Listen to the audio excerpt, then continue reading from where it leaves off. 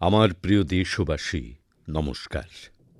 আজ সমগ্র দেশ সন্ত্রাসবাদের বিরুদ্ধে ঐক্যবদ্ধ, আক্রোশে পূর্ণ, সংকল্পবদ্ধ। আজ প্রত্যেক ভারতীয়র একটাই সংকল্প, সন্ত্রাসবাদকে আমাদের শেষ করতেই হবে। বন্ধুরা, অপারেশন সিন্দুর চলাকালীন আমাদের সৈন্যবাহিনী যে পরাক্রম দেখিয়েছে, তাতে তাঁরা প্রত্যেক হিন্দুস্থানীর মাথা উঁচু করেছে। যে নিপুণতার সঙ্গে, যে নির্ভুলতার সঙ্গে আমাদের সৈন্যদল সীমান্ত পার করে সন্ত্রাসবাদী ঘাঁটিগুলো ধ্বংস করেছে, সেটা অভূতপূর্ব। অপারেশন সিন্দুর দুনিয়া জুড়ে সন্ত্রাসবাদের বিরুদ্ধে লড়াইকে নতুন বিশ্বাস আর উৎসাহ জুগিয়েছে। বন্ধুরা, অপারেশন সিন্দুর কেবল সৈন্যবাহিনীর একটা অভিযান নয়, এটা আমাদের সংকল্প, সাহস আর পাল্টাতে থাকা ভারতের ছবি। আর এই ছবি গোটা দেশকে দেশভক্তির আবেগে পূর্ণ করেছে, ত্রিবর্ণ পতাকায় রঙের সঞ্চার করেছে। আপনারা দেখেছেন হয়তো, দেশের অনেক শহরে, গ্রামে, ছোট ছোট নগরে তিরঙ্গা যাত্রা বের করা হয়েছে। হাতে ত্রিবর্ণ পতাকা নিয়ে হাজার হাজার মানুষ দেশের সৈন্যদের বন্দনা করতে ও তাঁদের অভিনন্দন জানাতে বেরিয়ে পড়েছে। কত শহরে সিভিল ডিফেন্স ভলান্টিয়ার হওয়ার জন্য তরুণরা বিরাট সংখ্যায় একজোট হয়েছে। আর আমরা দেখেছি, চণ্ডীগড়ের ভিডিও তো বেশ ভাইরাল হয়েছে। সমাজ মাধ্যমে কবিতা লেখা হচ্ছিল, সংকল্প গান গাওয়া হচ্ছিল। ছোট ছোট বাচ্চারা ছবি আঁকছিল, যার মধ্যে লুকিয়ে ছিল গুরুত্বপূর্ণ বার্তা। এই ৩ দিন আগে আমি বিকানির গিয়েছিলাম। ওখানে বাচ্চারা এমনই একটা ছবি উপহার দেয় আমাকে। অপারেশন সিন্দুর দেশের মানুষজনকে এতটাই প্রভাবিত করেছে যে বহু পরিবার এটাকে নিজেদের জীবনের অঙ্গ বানিয়ে নিয়েছে। বিহারের কাটিহারে, উত্তরপ্রদেশের কুশীনগরে এবং আরও অনেক শহরে ওই সময়ে জন্মানো বাচ্চাদের নাম রাখা হয় সিন্দুর। বন্ধুরা, আমাদের জওয়ানরা সন্ত্রাসবাদের ঘাঁটি ধ্বংস করেছে, এটা তাদের অদম্য সাহসের পরিচয়। আর এতে যুক্ত ছিল ভারতে নির্মিত অস্ত্র, উপকরণ আর প্রযুক্তির শক্তি। তাতে আত্মনির্ভর ভারতের সংকল্পও মিশেছিল। আমাদের ইঞ্জিনিয়ার, আমাদের প্রযুক্তিবিদ, সবার ঘাম রক্ত মিশেছিল এই বিজয়ে। এই অভিযানের পরে গোটা দেশে ভোকাল ফর লোকাল ঘিরে এক নতুন উৎসাহ পরিলক্ষিত হচ্ছে। অনেক কথা ছুঁয়ে যাচ্ছে মনকে। এক জায়গায় মা-বাবা বলেছেন, এবার থেকে আমরা নিজেদের সন্তানদের জন্য কেবল ভারতে বানানো খেলনাই কিনব। দেশভক্তি শুরু হবে শৈশব থেকে। কিছু পরিবার শপথ নিয়েছেন, আমরা আমাদের আগামী ছুটিগুলো দেশের কোনো সুন্দর জায়গাতেই কাটাবো। বেশ কিছু তরুণ ওয়েড ইন ইন্ডিয়ার শপথ নিয়েছেন, তারা দেশের মধ্যেই বিবাহ করবেন। কেউ এমনও বলেছেন, এবার থেকে যে উপহারই দেব তা কোনো ভারতীয় শিল্পীর হাতে নির্মিত হবে। বন্ধুরা, এটাই তো হলো ভারতের আসল শক্তি, জনমনের সংযোগ, জন অংশীদারিত্ব। আমি আপনাদের সবার কাছে আবেদন জানাই, আসুন এই উপলক্ষে আমরা একটা শপথ নিই। আমরা আমাদের জীবনে যেখানেই সম্ভব হবে দেশে প্রস্তুত দ্রব্যকে অগ্রাধিকার দেব। এটা শুধু আর্থিক আত্মনির্ভরতার ব্যাপার নয়, এটি রাষ্ট্র নির্মাণে অংশগ্রহণের বিষয়। আমাদের একটা পদক্ষেপ ভারতের প্রগতিতে বিরাট বড় অবদান হতে পারে। বন্ধুরা, বাসে চড়ে কোথাও যাতায়াত করা নেহাতই সামান্য বিষয়, কিন্তু আমি আপনাদের এমন একটা গ্রামের কথা বলতে চাই, যেখানে প্রথমবারের জন্য বাস পৌঁছেছে। এই দিনটার জন্য সেখানকার মানুষ অনেক বছর ধরে অপেক্ষা করছিলেন। আর যখন গ্রামে প্রথমবার বাস পৌঁছল, তখন তারা ঢাক ঢোল বাজিয়ে তার অভ্যর্থনা করেছেন। বাস দেখে মানুষের আনন্দের সীমা ছিল না। গ্রামে পাকা রাস্তা ছিল, মানুষের প্রয়োজন ছিল, কিন্তু এর আগে কখনো ওখানে বাস চলাচল করতে পারেনি। কেন? কারণ এই গ্রাম মাওবাদী হিংসার কবলে ছিল। এই জায়গাটি মহারাষ্ট্রের গড়চিরোলি জেলায়, আর এই গ্রামের নাম কাটেঝোড়ি। কাটেঝোড়িতে আগত এই পরিবর্তন আশেপাশের সমগ্র অঞ্চলে অনুভূত হচ্ছে। এখন সেখানকার পরিস্থিতি দ্রুত স্বাভাবিক হচ্ছে। মাওবাদের বিরুদ্ধে সামগ্রিক লড়াইয়ে এখন এই ধরনের অঞ্চল পর্যন্ত প্রাথমিক সুযোগ সুবিধা পৌঁছে যাচ্ছে। গ্রামবাসীদের মতে বাস ব্যবস্থা শুরু হওয়ার কারণে ওদের জীবনযাত্রা আরও সহজ হয়ে উঠবে। বন্ধুরা, মন কি বাতে আমরা ছত্তিশগড়ে আয়োজিত বস্তার অলিম্পিক ও মাওবাদ প্রভাবিত অঞ্চলে সায়েন্স ল্যাব প্রসঙ্গে আলোচনা করেছি। এখানকার ছোটদের মধ্যে সায়েন্সের প্যাশন রয়েছে। তারা স্পোর্টসেও অসাধারণ সাফল্যের নজির রাখছে। এই ধরনের প্রয়াসগুলি থেকে বোঝা যায় যে এই অঞ্চলে বসবাসকারী মানুষেরা কতটা সাহসী। এই মানুষেরা সমস্ত প্রতিবন্ধকতার মাঝেও নিজেদের জীবনকে উন্নত করার রাস্তা বেছে নিয়েছেন। আমি এটা জেনেও খুবই আনন্দিত হয়েছি যে দশম ও দ্বাদশ শ্রেণীর পরীক্ষায় দান্তেওয়াড়া জেলার ফলাফল অত্যন্ত চমকপ্রদ হয়েছে। প্রায় ৯৫% রেজাল্টের সঙ্গে এই জেলা দশম শ্রেণীর ফলাফলে শীর্ষে রয়েছে। পাশাপাশি দ্বাদশ শ্রেণীর পরীক্ষায় এই জেলা ছত্তিশগড়ে ষষ্ঠ স্থান দখল করেছে। একবার ভাবুন, যে দান্তেওয়াড়ায় একসময় মাওবাদ চরমভাবে বিদ্যমান ছিল, সেখানে আজ শিক্ষার নিশান উঠছে। এমন পরিবর্তন আমাদের সবাইকে গর্বে ভরিয়ে তোলে। আমার প্রিয় দেশবাসী, এবারে আমি সিংহদের নিয়ে একটা বড় সুসংবাদ আপনাদের দিতে চাই। কেবল গত ৫ বছরে গুজরাটের গিরে সিংহদের সংখ্যা ৬৭৪ থেকে বেড়ে ৮৯১ হয়েছে। ৬৭৪ থেকে ৮৯১। লায়ন্স সেন্সাসের পরে প্রকাশ্যে আসা এই সিংহের সংখ্যা খুবই উৎসাহব্যঞ্জক। বন্ধুরা, আপনাদের মধ্যে অনেকেই এটা জানতে ইচ্ছুক যে আদতে এই পশুদের গণনা হয় কিভাবে। এই অনুশীলন খুবই চ্যালেঞ্জিং। আপনারা এটা জেনে অবাক হবেন যে লায়ন সেন্সাস ১১টি জেলায় ৩৫,০০০ বর্গ কিলোমিটার জুড়ে করা হয়েছিল। সেন্সাসের জন্য বিভিন্ন টিম রাউন্ড দ্য ক্লক অর্থাৎ ২৪ ঘণ্টা এই জায়গাগুলির নজরদারি করেছিল। এই পুরো অভিযানে ভেরিফিকেশন এবং ক্রস ভেরিফিকেশন দুটোই করা হয়েছিল। এর ফলে নিখুঁতভাবে সিংহদের গণনা করার কাজ সম্পূর্ণ করা গেছে। বন্ধুরা, এশিয়াটিক সিংহের সংখ্যায় বৃদ্ধি এটাই প্রমাণ করে যে যখন সমাজে ওনারশিপের ভাবনা মজবুত হয়, তখন কিরকম চমৎকার ফলাফল পাওয়া যায়। কিছু দশক আগেও গিরের অবস্থা চ্যালেঞ্জিং ছিল, কিন্তু ওখানকার মানুষেরা মিলে পরিবর্তন আনার জন্য সচেষ্ট হন। ওখানে লেটেস্ট টেকনোলজির সঙ্গে গ্লোবাল বেস্ট প্র্যাকটিসেসগুলিকেও আপন করে নেওয়া হয়। এই সময় গুজরাট প্রথম এমন একটি রাজ্যে পরিণত হয় যেখানে বিপুল সংখ্যায় মহিলা ফরেস্ট অফিসার নিয়োগ করা হয়। আজকে আমরা যে ফলাফল দেখছি তাতে এদের সকলের অবদান আছে। ওয়াইল্ড লাইফ প্রোটেকশনের জন্য আমাদের এভাবেই সর্বদা সজাগ ও সতর্ক থাকতে হবে। আমার প্রিয় দেশবাসী, ২-৩ দিন আগেই আমি প্রথম রাইজিং নর্থ ইস্ট সামিটে গেছিলাম। এর আগে আমরা নর্থ ইস্টের শক্তিকে উৎসর্গ করে অষ্টলক্ষ্মী মহোৎসব পালন করেছিলাম। নর্থ ইস্টের ব্যাপারই আলাদা। ওখানকার সামর্থ্য, ওখানকার প্রতিভা সত্যিই অদ্ভুত। আমি ক্রাফটেড ফাইবার নিয়ে একটি আকর্ষণীয় কাহিনী জেনেছি। ক্রাফটেড ফাইবার্স শুধু একটি ব্র্যান্ড নয়, সিকিমের পরম্পরা, সূচি শিল্পকলা আর বর্তমান ফ্যাশনের ভাবনা, এই তিনের মেলবন্ধন। এর সূচনা করেছিলেন ডক্টর চিওয়াং নরবু ভুটিয়া। পেশায় উনি ভেটেরিনারি ডক্টর আর মনে প্রাণে সিকিমের সংস্কৃতির প্রকৃত ব্র্যান্ড অ্যাম্বাসেডর।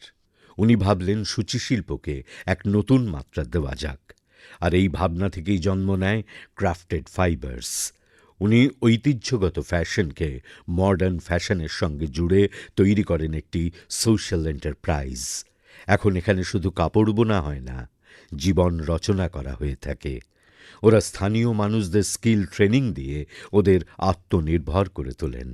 গ্রামীণ তাঁত শিল্পী, পশুপালক এবং সেলফ হেল্প গ্রুপ এদের একত্রিত করে ডক্টর ভুটিয়া রোজগারের নতুন পথ তৈরি করেছেন। আজ স্থানীয় মহিলা এবং কারিগরেরা তাদের দক্ষতার দৌলতে ভালো আয় করছেন। ক্রাফটেড ফাইবার্সের শাল, স্টোল, গ্লাভস, মোজা সবই লোকাল হ্যান্ডলুম দিয়ে তৈরি। এগুলিতে ব্যবহৃত উল সিকিমের খরগোশ এবং ভেড়া থেকে আসে। রঙগুলিও সম্পূর্ণ প্রাকৃতিক, কোনো রাসায়নিক নেই, কেবল প্রকৃতির রং। ডক্টর ভুটিয়া সিকিমের ঐতিহ্যবাহী বয়ন শিল্প ও সংস্কৃতিকে এক নতুন পরিচয় দিয়েছেন। ডক্টর ভুটিয়ার কাজ আমাদের শেখায় যে যখন ঐতিহ্যকে আবেগের সঙ্গে মিলিয়ে দেওয়া হয় তখন তা বিশ্বকে কতটা আকৃষ্ট করতে পারে। আমার প্রিয় দেশবাসী, আজ আমি আপনাদের এমন একজন অসাধারণ ব্যক্তির কথা বলতে চাই, যিনি একজন শিল্পী এবং একই সঙ্গে একজন জীবন্ত অনুপ্রেরণা। তাঁর নাম জীবন যোশী। বয়স ৬৫ বছর। এবার কল্পনা করুন, যার নামের মধ্যেই জীবন আছে সেই ব্যক্তি কতটা প্রাণবন্ত হবেন। জীবনজি উত্তরাখণ্ডের হলদ্বানিতে থাকেন। ছোটবেলায় পোলিও তাঁর পায়ের শক্তি কেড়ে নিয়েছিল, কিন্তু তার সাহসকে কেড়ে নিতে পারেনি। তাঁর হাঁটার গতি হয়তো কিছুটা মন্থর হয়েছে, কিন্তু তার মন কল্পনায় ভর করে উড়ান দিয়েছে। এই উড়ানে জীবনজি বাগেট নামে একটি অনন্য শিল্পের জন্ম দিয়েছেন, যেখানে তিনি পাইন গাছের শুকনো ছাল থেকে সুন্দর শিল্পকর্ম তৈরি করেন। যে ছালকে মানুষ সাধারণত অপ্রয়োজনীয় বলে মনে করে, জীবনজির হাতে আসার সঙ্গে সঙ্গেই তা সম্পদে পরিণত হয়। তাঁর প্রতিটি সৃষ্টিতে উত্তরাখণ্ডের মাটির সুবাস আছে। কখনো পাহাড়ের লোকজ বাদ্যযন্ত্র, আবার কখনো মনে হয় যেন পাহাড়ের আত্মা সেই কাঠের মধ্যে মিশে রয়েছে। জীবনজির কাজ কেবল একটি শিল্পকর্ম নয়, একটি সাধনাও। তিনি তাঁর পুরো জীবন এই শিল্পের জন্য উৎসর্গ করেছেন। জীবন যোশীর মতো শিল্পীরা আমাদের মনে করিয়ে দেন যে পরিস্থিতি যাই হোক না কেন, যদি সংকল্প দৃঢ় হয় তবে কিছুই অসম্ভব নয়। তাঁর নাম জীবন, এবং তিনি সত্যিই দেখিয়েছেন জীবন যাপনের প্রকৃত অর্থ কী। আমার প্রিয় দেশবাসী, আজ অনেক মহিলা আছেন যারা কৃষিকাজের পাশাপাশি আকাশের উচ্চতা স্পর্শ করার মতো কাজ করছেন। হ্যাঁ, আপনারা ঠিকই শুনেছেন, গ্রামের মহিলারা এখন ড্রোন দিদি হয়ে ড্রোন উড়িয়ে কৃষিতে এক নতুন বিপ্লব নিয়ে আসছেন। বন্ধুরা, তেলেঙ্গানার সাঙ্গারেড্ডি জেলায় যে মহিলারা কিছুদিন আগে পর্যন্ত অন্যের উপর নির্ভরশীল ছিলেন, আজ সেই মহিলারাই ড্রোনের সাহায্যে ৫০ একর জমিতে ওষুধ স্প্রে করার কাজ সম্পন্ন করেছেন। সকালে ৩ ঘণ্টা, সন্ধ্যায় ২ ঘণ্টা, এবং কাজ শেষ। সূর্যের প্রখর তাপ নেই, বিষাক্ত রাসায়নিকের কোনো আশঙ্কা নেই। বন্ধুরা, গ্রামবাসীরাও এই পরিবর্তনকে আন্তরিকভাবে গ্রহণ করেছে। এখন এই মহিলারা ড্রোন অপারেটর নন, বরং স্কাই ওয়ারিয়র হিসাবে পরিচিত। এই মহিলারা আমাদের বুঝিয়েছেন যে পরিবর্তন তখনই আসে যখন প্রযুক্তি এবং সংকল্পের এমন মিশেল ঘটে। আমার প্রিয় দেশবাসী, আন্তর্জাতিক যোগ দিবস উদযাপিত হতে এখন আর ১ মাসেরও কম সময় বাকি।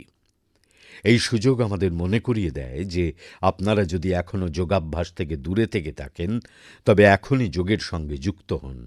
যোগ আপনার জীবনযাপনের ধারাটাই পাল্টে দেবে।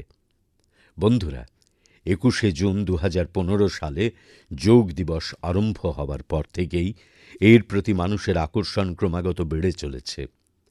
এবছরও যোগ দিবস নিয়ে সারা বিশ্বের মানুষের মধ্যে উৎসাহ ও উদ্দীপনা দেখা যাচ্ছে। বিভিন্ন প্রতিষ্ঠান তাদের প্রস্তুতির কর্মসূচি ভাগ করে নিচ্ছে। গত বছরের ছবিগুলো আমাদের ভীষণভাবে অনুপ্রাণিত করেছে। আমরা দেখেছি বিভিন্ন দেশে মানুষ কোনো বছর যোগ চেইন এবং যোগ রিং তৈরি করেছিলেন। এমন অনেক ছবি এসেছে যেখানে একসঙ্গে ৪ প্রজন্ম মিলে যোগাভ্যাস করছে। অনেক মানুষ তাদের শহরের আইকনিক স্থানগুলিকে যোগাভ্যাসের জন্য বেছে নিয়েছেন। আপনারাও এবারের যোগ দিবস কিছু অভিনব উপায়ে উদযাপন করার কথা ভাবতে পারেন। বন্ধুরা, অন্ধ্রপ্রদেশ সরকার যোগ অন্ধ্র অভিযান শুরু করেছে। এর উদ্দেশ্য হল সমগ্র রাজ্যে যোগের সংস্কৃতির প্রসার ঘটানো। এই অভিযানের আওতায় ১০ লাখ যোগ অনুশীলনকারীর একটি পুল গঠন করা হচ্ছে। এই বছর আমি বিশাখাপত্তনমে যোগ দিবস কর্মসূচিতে অংশ নেওয়ার সুযোগ পাব। আমার এটা জেনে ভালো লাগছে যে এবারও আমাদের তরুণ যুব বন্ধুরা দেশের ঐতিহ্যের সঙ্গে যুক্ত আইকনিক স্থানগুলোতে যোগাভ্যাস করবে।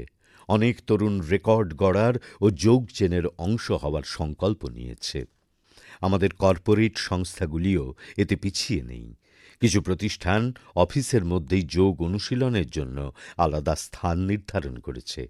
কিছু স্টার্টআপ তাদের অফিসে যোগ আওয়ার্স অর্থাৎ যোগাভ্যাস করার সময় নির্ধারণ করেছে। এমনও অনেক মানুষ রয়েছেন যারা গ্রামাঞ্চলে গিয়ে যোগ শেখানোর প্রস্তুতি নিচ্ছেন ও স্বাস্থ্য ও ফিটনেস নিয়ে মানুষের এই সচেতনতা আমাকে অত্যন্ত আনন্দ দেয়। বন্ধুরা, যোগ দিবসের পাশাপাশি আয়ুর্বেদ ক্ষেত্রেও এমন কিছু ঘটেছে যা জানলে আপনাদের খুব আনন্দ হবে। ঠিক গতকাল অর্থাৎ ২৪শে মে হুয়ের ডিরেক্টর জেনারেল এবং আমার বন্ধু তুলসী ভাইয়ের উপস্থিতিতে একটি মৌ স্বাক্ষরিত হয়েছে। এই চুক্তি অনুযায়ী ইন্টারন্যাশনাল ক্লাসিফিকেশন অব হেলথ ইন্টারভেনশনসের আওতায় একটি ডেডিকেটেড ট্র্যাডিশনাল মেডিসিন মডিউল নিয়ে কাজ শুরু হয়েছে। এই উদ্যোগের ফলে আয়ুর্বেদকে আরও বৈজ্ঞানিক উপায়ে বিশ্বের বেশি মানুষের কাছে পৌঁছে দেওয়া সম্ভব হবে। বন্ধুরা, আপনারা স্কুলে ব্ল্যাকবোর্ড তো নিশ্চয়ই দেখেছেন, কিন্তু এখন কিছু কিছু স্কুলে সুগার বোর্ডও লাগানো হচ্ছে। ব্ল্যাকবোর্ড নয়, সুগার বোর্ড। সিবিএসইর এই অনন্য উদ্যোগের লক্ষ্য হল শিশুদের তাদের সুগার ইনটেক সম্পর্কে সচেতন করা, কতটা চিনি খাওয়া উচিত এবং কতটা চিনি খাওয়া হচ্ছে তা জেনে শিশুরা নিজেরাই হেলদি বিকল্পগুলো বেছে নিতে শুরু করেছে। এটি একটি অনন্য প্রচেষ্টা এবং এর প্রভাবও খুবই পজিটিভ হবে। শৈশব থেকে স্বাস্থ্যকর জীবনযাত্রার অভ্যাস গড়ে তোলার ক্ষেত্রে এটি খুবই প্রয়োজনীয় প্রমাণিত হতে পারে। অনেক অভিভাবক এই প্রচেষ্টার প্রশংসা করেছেন এবং আমি বিশ্বাস করি অফিস, ক্যান্টিন এবং প্রতিষ্ঠানগুলিতেও এই ধরনের উদ্যোগ নেওয়া উচিত। সর্বোপরি যদি স্বাস্থ্য ভালো থাকে তবে সব ভালো হবে। ফিট ইন্ডিয়া হল স্ট্রং ইন্ডিয়ার ভিত্তি। আমার প্রিয় দেশবাসী, স্বচ্ছ ভারতের কথা হবে আর মন কি বাতের শ্রোতারা পিছিয়ে থাকবে, তা কি করে হয়? আমার পূর্ণ বিশ্বাস যে আপনারা সকলেই নিজ নিজ স্তরে এই অভিযানটিকে শক্তিশালী করে তুলছেন। কিন্তু আজ আমি আপনাদের এমনই একটি ঘটনার কথা বলতে চাই যেখানে স্বচ্ছতার সংকল্প পাহাড়ের মতো চ্যালেঞ্জও জয় করেছে। আপনি ভাবুন, একজন ব্যক্তি একটি বরফে মোড়া পাহাড়ে উঠছেন, যেখানে শ্বাস নিতে কষ্ট হচ্ছে, প্রতিটি পদক্ষেপে জীবন ঝুঁকির মধ্যে রয়েছে, কিন্তু তবুও সেই ব্যক্তি জায়গাটি পরিষ্কার পরিচ্ছন্ন রাখতে বদ্ধপরিকর। এই রকমই কিছু অসাধ্য সাধন করেছেন আমাদের আইটিবিপি দলের সদস্যরা। এই দলটি মাকালু শৃঙ্গের মতো বিশ্বের সবচেয়ে কঠিন পর্বতশৃঙ্গ আরোহণ করতে গিয়েছিল। কিন্তু বন্ধুরা, তাঁরা কেবল শৃঙ্গই আরোহণ করেননি, তাঁদের লক্ষ্যে আরও একটি মিশন যোগ করেন, তা হল স্বচ্ছতা। তাঁরা চূড়ার কাছে যে আবর্জনা পড়েছিল সেগুলি পরিষ্কার করার উদ্যোগ নেন। একবার কল্পনা করুন, তাঁদের দলের সদস্যরা ১৫০ কিলোগ্রামেরও বেশি নন বায়োডিগ্রেডেবল ওয়েস্ট নামিয়ে এনেছেন। এত উচ্চতায় পরিষ্কার করা কোনো সহজ কাজ নয়, কিন্তু এই কাজটি এটাই প্রমাণ করে যে যেখানে দৃঢ় সংকল্প থাকে সেখানে লক্ষ্যের পথটি নিজে থেকেই তৈরি হয়। বন্ধুরা, এর সঙ্গে সম্পর্কিত আরও একটি গুরুত্বপূর্ণ বিষয় হল পেপার ওয়েস্ট এবং রিসাইক্লিং। আমাদের বাড়ি এবং অফিসে প্রতিদিন প্রচুর পরিমাণে পেপার ওয়েস্ট তৈরি হয়। হয়তো আমরা এটাকে স্বাভাবিক বলে মনে করি, কিন্তু আপনি জেনে অবাক হবেন যে দেশের ল্যান্ডফিল ওয়েস্টের প্রায় ১/৪ কাগজ দিয়ে তৈরি। আজ সময় এসেছে যে প্রতিটি মানুষের এই বিষয়ে ভাবনা চিন্তা করার। আমি জেনে খুশি যে ভারতের অনেক স্টার্টআপ এই সেক্টরে দুর্দান্ত কাজ করছে। বিশাখাপত্তনম, গুরুগ্রামের মতো অনেক শহরে বহু স্টার্টআপ পেপার রিসাইক্লিংয়ের ইনোভেটিভ পদ্ধতি কাজে লাগাচ্ছে। কেউ রিসাইক্লিং পেপার থেকে প্যাকেজিং বোর্ড তৈরি করছেন, কেউ ডিজিটাল পদ্ধতির মাধ্যমে নিউজ পেপার রিসাইক্লিংটা সহজ করে তুলছে। জালনার মতো শহরে কিছু স্টার্টআপস 100% রিসাইকেল ম্যাটেরিয়াল দিয়ে প্যাকেজিং রোল এবং পেপার কোর তৈরি করছে। আপনারা এটা জেনে উৎসাহিত হবেন যে ১ টন কাগজের রিসাইক্লিংয়ের ফলে ১৭টা গাছ কাটার হাত থেকে বেঁচে যায় আর কয়েক হাজার লিটার জলের অপচয় কমে। এবার ভাবুন, যখন পর্বতারোহীরা এত কঠিন পরিস্থিতিতে আবর্জনা ফিরিয়ে আনতে পারে, তখন আমাদেরও আমাদের ঘর ও দপ্তরে কাগজ আলাদা করে রিসাইক্লিংয়ে অংশগ্রহণ করা উচিত। যখন দেশের প্রত্যেক নাগরিক এটা ভাববে দেশের জন্য আমি আরও ভালো কি করতে পারি, তখনই সকলে মিলে একটা বড় পরিবর্তন আমরা আনতে পারব। বন্ধুরা, বিগত দিনগুলোতে খেলো ইন্ডিয়া গেমস খুব জনপ্রিয় হয়েছে। খেলো ইন্ডিয়ার সময় বিহারের ৫টি শহর এর আয়োজনে ছিল। সেখানে আলাদা আলাদা ক্যাটেগরির ম্যাচ হয়েছিল। সারা ভারত থেকে সেখানে পৌঁছানো অ্যাথলেটসের সংখ্যা ছিল ৫,০০০-এরও বেশি। এই অ্যাথলেটসরা বিহারের স্পোর্টিং স্পিরিটসের, বিহারের মানুষের আত্মীয়তার ভূয়সী প্রশংসা করেছেন। বন্ধুরা, বিহারের ভূমি অত্যন্ত বিশেষ। এই আয়োজনে সেখানে অনেক অভিনব বিষয় হয়েছে। খেলো ইন্ডিয়া ইয়ুথ গেমসের এটা প্রথম আয়োজন ছিল, যেটা অলিম্পিক চ্যানেলের মধ্যে দিয়ে সারা দুনিয়ার কাছে পৌঁছয়। সারা বিশ্বের মানুষ আমাদের তরুণ খেলোয়াড়দের প্রতিভা দেখেছে এবং তাদের প্রশংসা করেছে। আমি সকল পদকজয়ীদের, বিশেষ করে টপ 3 উইনার্স মহারাষ্ট্র, হরিয়ানা এবং রাজস্থানকে অভিনন্দন জানাই। বন্ধুরা, এবার খেলো ইন্ডিয়াতে মোট ২৬টি রেকর্ড তৈরি হয়েছে। ওয়েট লিফটিং প্রতিযোগিতায় মহারাষ্ট্রের অস্মিতা ধোনে, ওড়িশার হর্ষবর্ধন সাহু এবং উত্তরপ্রদেশের তুষার চৌধুরীর অসাধারণ প্রদর্শন সকলের মন কেড়ে নিয়েছিল। সেখানে মহারাষ্ট্রের সাইরাজ পরদেশি তো ৩টি রেকর্ড তৈরি করে ফেলেছেন। অ্যাথলেটিক্সে উত্তরপ্রদেশের কাদির খান, শেখ জিশান আর রাজস্থানের হংসরাজ খুব সুন্দর পারফর্ম করেছেন। এবার বিহারও ৩৬টা পদক জিতেছে। বন্ধুরা, যে খেলে সেই বিকশিত হয়। ইয়ং স্পোর্টিং ট্যালেন্টদের জন্য টুর্নামেন্ট ভীষণ গুরুত্বপূর্ণ। এই ধরনের খেলার আয়োজন ভারতের খেলাধুলোর ভবিষ্যৎকে আরও এগিয়ে নিয়ে যাবে।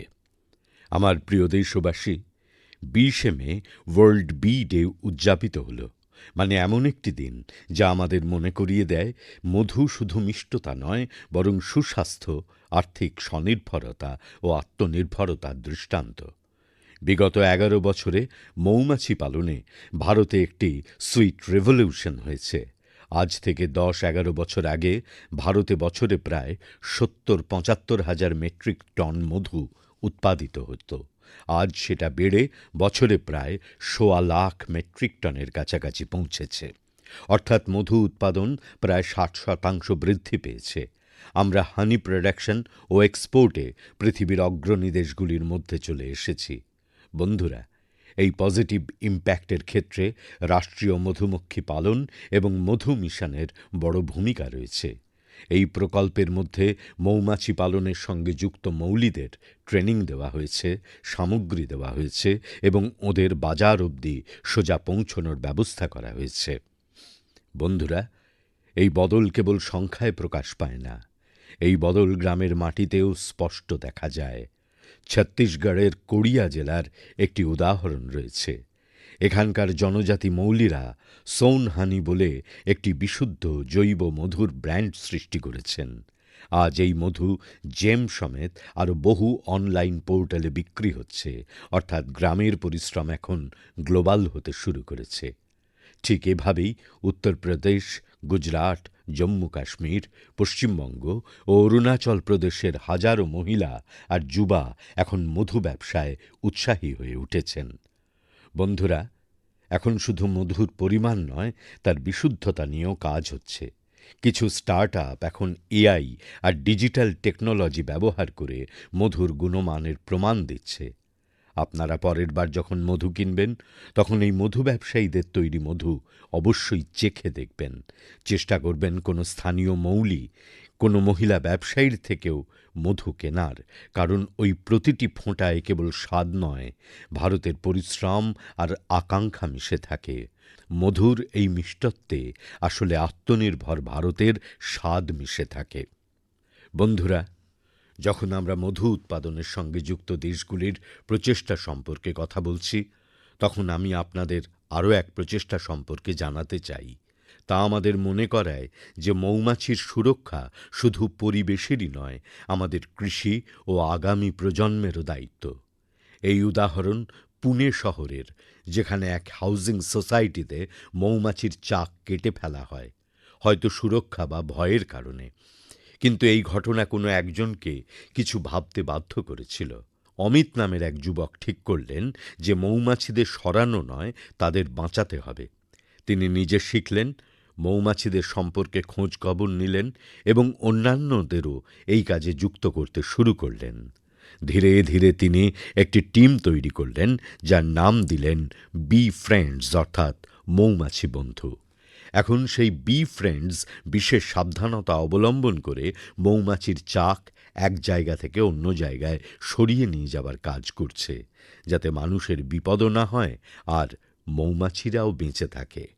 অমিতজির এই প্রচেষ্টার ফলাফলও খুব চমকপ্রদ হয়েছে।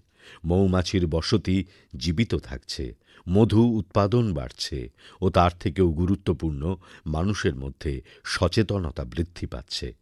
এই প্রচেষ্টা আমাদের শিক্ষা দেয় যে যখন আমরা প্রকৃতির সঙ্গে তাল মিলিয়ে কাজ করব, তখন তার লাভ সবাই পাব। আমার প্রিয় দেশবাসী, মন কি বাতের এই পর্ব আজ এই পর্যন্তই।